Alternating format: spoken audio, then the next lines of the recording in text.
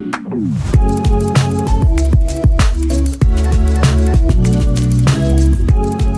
was born in Hammersmith, West London, Queen Charlotte's Hospital. I grew up on the mean streets of Peckham. Born and bred in Dagenham. Born and raised on a council estate in Nottingham.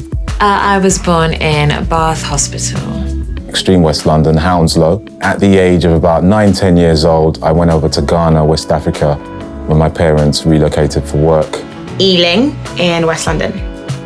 Merton is like it's like a borough like in South London. In North London, Holloway. I was actually born in Belgium, not because my dad was a diplomat.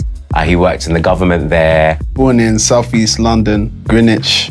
East London, Newham. It's not the most developed of areas. I was born in Manchester. I was born and raised in Cheetham Hill originally. And it's a very, very raw area. When I was a kid, I didn't see any of that.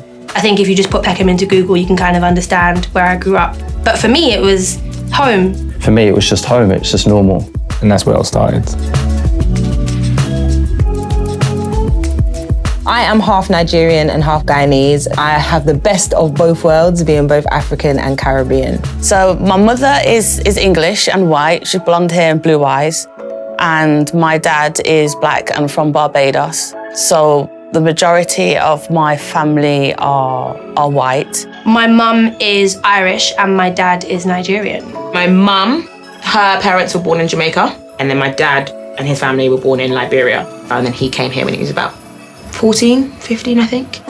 Ivory Coast, so that's my heritage. My family is very diverse, but it started with my great-grandfather who came over from Sierra Leone. My family are from Ghana, both my mum and dad's side. My family are from Ghana, both mum and dad. My family are from Ghana, West Africa. Both my mum and dad are from Ghana. They grew up in Teshi. My parents are both from the same village called Adan. Yeah, that's where we all come from. Yeah, Ghana through and through. My mum was born in St. Kitts, and my dad was born in the UK, but is Jamaican. So my mum's from St. Lucia, and my dad's from Grenada. My family are from Zambia and Southern Africa. And you know what? I'm so happy and proud of where my family are from because there aren't many of us in London, actually. I don't meet many Zambians. So every time I meet a Zambian, it's like, oh my gosh, you're Zambian too. Okay, let's be friends. This is where I come and embarrass myself because my favorite artist was Gareth Gates. Yeah, everyone's jaw dropped. I probably would say on the rap side, Biggie. I've actually met Biggie. We went to Bad Boy Records. This was before the actual beef with Tupac and Biggie. And I met him in a lift. And I wanted a picture. And he said, nah, I'm chilling, I'm just chilling, Obviously, I'm a grime kid, so Gets, Mercs, and Scorcher, them sort of eras there, because Devlin, he was from Dagenham and he used to move with them as well. Wretch 32. Favourite artist is Bob Marley, hands down. Then we're going further East London as well, Criminal, Little Nasty. And then it was like people that my mum loved. So I was in love with Tupac, still am. She had a poster of him topless with like things in his waist. And then of course Chip comes through, and then there's other artists in there like Voltage, Ice Kid. Soulja Boy. Mad did it. Anything Lauryn Hill reminds me of growing up. I can't even try and not be cliche. It was Beyonce. I gotta say Michael Jackson. Michael Jackson ultimately is the main one and remains the main one for me. Even recently I was talking to Jay Huss, and he said Michael Jackson. The fact that you got one of the greatest artists right now talking about an artist that influenced him is crazy to see the impact. Musical youth called Pass the Dutchie. Pass the Dutchie on the left-hand side, yeah. And it also represented us. I could relate to them. There was like just some young black boys, but they was actually from the UK. I think music. The music. Afrobeats reminds me the most of my roots. I remember my mum and dad would have like little parties on Saturdays. Music playing, and there's chicken frying, and there's fish cakes and dumplings flying around and things like that. Hip life and high life is like a Ghanaian genre, so every time I do play that sort of genre, it's uplifting, and it's just a mad thing, I don't know. Probably say my mother, who grounded us as a family. My dad used to give me licks, probably. No, Maybe it's Caribbean thing or like a Jamaican thing, I don't know, but they have like these wall hangings that you get from, I don't know, Jamaica or the shop whatever. They'll have like poems or like sayings or whatever. Food's always a constant reminder. Food. I love the food. Food. Food. And the people. Because we're very funny, we're very animated, we're very loud. Even at funerals, when someone's died, there's someone actually there just to cry loud. Oh my God, I can't believe I can't see you dead. Oh my God. That's not even not a joke. Oh, now we're talking my language. Fufu lai tupan tiapla. Big things are going for that. Pounded yam with okra stew. It is elite. A bit of okra stew. It's good. Wow. I'm really out here in 2020 being a pescatarian, and I'm still gonna say curry goat. Oh, I think ackee and saltfish. Because you can eat that at any time. Like breakfast, lunch, dinner. In Katin soup and in mutuo, and for people who don't know what that is, that's like peanut butter soup and rice. Pepper pot. If you're Guyanese, come on. Get a little bit of roti on the side, dip it in.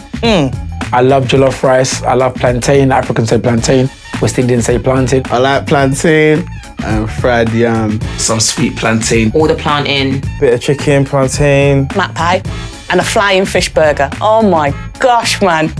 And a rum and ginger ale. It's gonna sound outlandish, but in Zambia, we love eating caterpillars. Just try it. And you just have it with some wine, don't you? I treat it like nuts. Obviously, they're not alive. I didn't kill them. No, I haven't. I was meant to go to Nigeria this year. Planned for my honeymoon, but the way 2020 is looking. I went to Guyana more recently. I've been to Nigeria. I went there when I was about 16. Multiple times. Once when I was younger. I've been to St. Lucia. I must have been about 6 or 7. At the age of about 9, 10 years old, I went over to Ghana when my parents relocated for work. Was definitely a wake-up call for me. As a child coming from the UK to Ghana, it was like, whoa. Although things move very, very slow, I love how happy kids are. You know, the people there are happy because it's what they know and it's what they're used to. I just remember it feeling so wholesome and great and welcoming and inviting. Once as a young kid, and then last year, 2019, as the artist, Afrobeat. It's just last year, so I was 24, I think, at the time.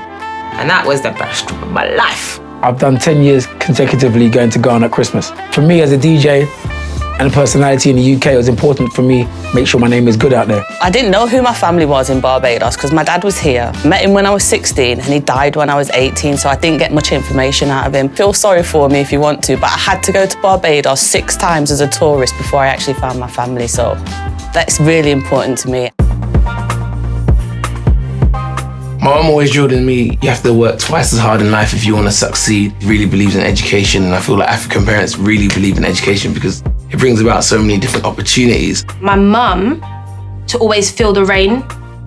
That's why I've got the tattoo. It's a Natasha Bedingfield tattoo that I have. But you'll see people with umbrellas and you'll see them trying to escape from real life. No matter what you're going through in life, the world is always moving.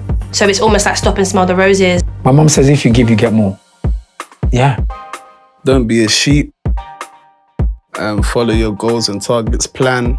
Be yourself. There were times when I felt like, oh, maybe I have to change the way I talk just to be seen as a proper black guy, or maybe I should change the way I walk or act. The advice that my parents and I guess my heritage and my family keep giving me is just be yourself, and just that's where you'll be the happiest, really.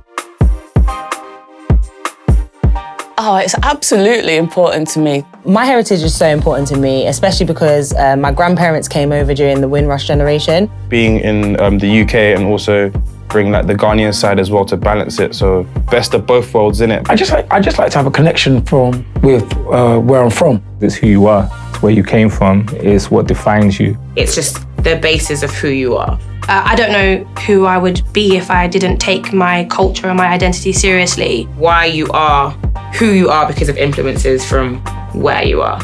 There's people who look like me, have the same value system as me. My mum learnt the language, she learnt how to cook the food, especially having the name Yinka as well. Is like, you know, I'm a British woman, of course, but I'm a Nigerian woman. It's just so important that I preserve it, that I pay homage to my family, ancestors. They have got me where I am and given me inner strengths and inner powers. Lots of things that make you think you need to look a certain way, dress a certain way, fit into a certain landscape of what a perfect woman is or whatever. And I think it's a really good way to like hold on to your true identity. Yeah, my heritage is very important to me.